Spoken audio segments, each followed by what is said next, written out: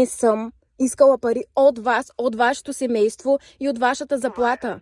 Вие работите в интерес на банката и това е така. Именно да, точно така. Разбира се, че е така. Когато разбрахте по какъв начин и по каква линия аз съм взела този кредит, за което съм изключително благодарна. Но това, че вие като... Не, няма какво да приемам лично. Записът е направен именно заради това, защото вашето отношение още в началото беше такова.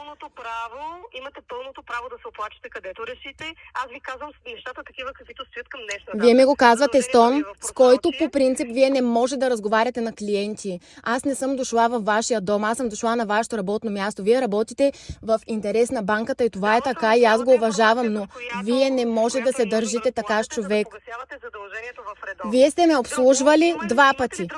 Първият и последният път. Предишните пъти са ме обслужвали ваши колежки, които явно не знаят защо са там, които са ми дали на мен грешна информация. Не знам за кои колежки говорите, кой ви обслужвал, кога е станало това.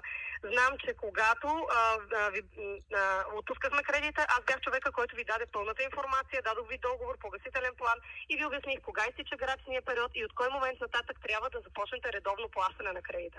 Вие не го направихте това нещо. Имате номера на сметката вътре, където и да се намирате в цял свят. Значи всичките ни такъв тип продукти, work and travel, хората се намират някъде, на бригада са, но намират начин да си плащат редовно задължението. Това е което мога